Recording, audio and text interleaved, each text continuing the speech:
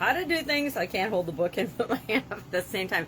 How to do things by the book to supersize and grow your business. Sharon Horne-Ellstrom here, and our idiom today is by the book. Now, this idiom originally referred to swearing on the Bible. This is obviously not a Bible. It's a book about stories from my reading challenge with Avril Beckford and her group. But swearing on a religious book, usually a Christian book, usually the Bible, depending on where you are and what court system you're in, was the practice and where the expression by the book came from. It meant earlier and became really popular in the mid-1800s. Edgar Allan Poe actually used it in one of his works. I think it was the Murders in the Rue Morgue or something. And it means to do things strictly according to the rules and guidelines. Originally, it meant swearing on the Bible, swearing that you were going to tell the truth, the whole truth, and nothing but the truth, so help you God. And that what you were saying was true, of course, to the best of your ability and sense of reality and remembrances and things. So it came to mean that you were telling the truth. You were following and doing exactly what the book or the rules said, following the rules completely and totally. Well, how do you make that work for your business? Well, here's the rub. Here's the cool thing. You, since it's your business, get to write the book. You get to write the rule book.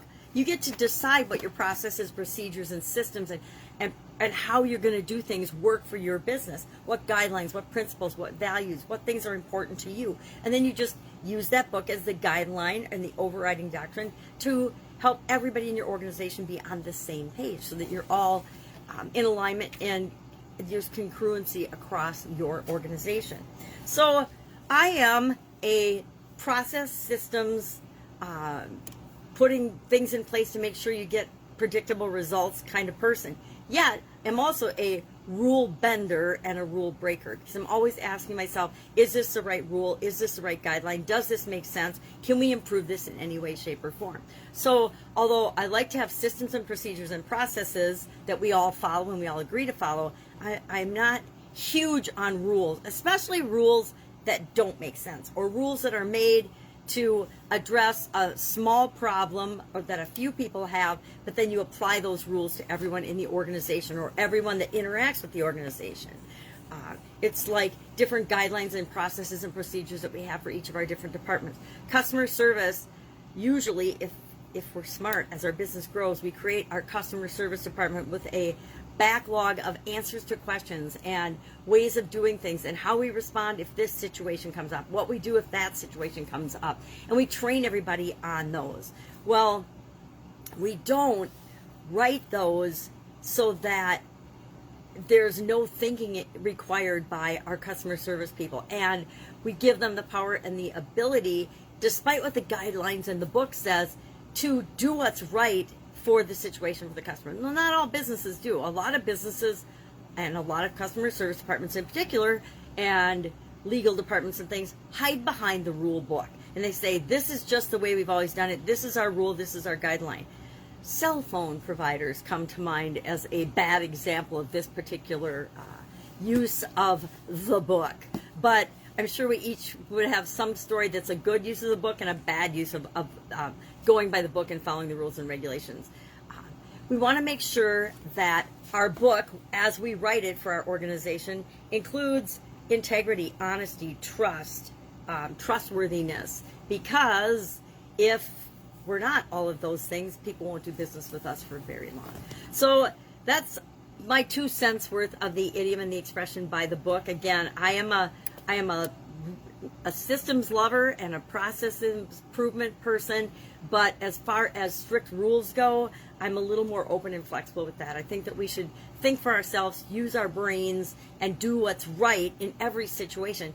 And it's impossible to write a book that includes and covers all of those possible scenarios that could come up in our lives. I think of raising children, and I'm hanging out with my granddaughter for a couple of weeks, my infant granddaughter. And so I haven't had a baby for 27 years since my baby was a baby, my youngest. And it's a reminder that each child is different. Each situation is different. Even if you read, because nowadays there are books on child rearing and things, what works for one child isn't necessarily going to work for the one you're interacting with. So you have to be flexible and understanding and realize that each of us human beings is a unique and special and miraculous thing. And so there probably isn't a one-size-fits-all book that will cover every possible situation for your business or for your life. So I like going by the book. I like people to tell the truth, the whole truth, and nothing but the truth, keeping in mind that we each have our own version of the truth. Even in court, I've been in a couple of court cases where I just shook my head because I couldn't believe what was going down in them.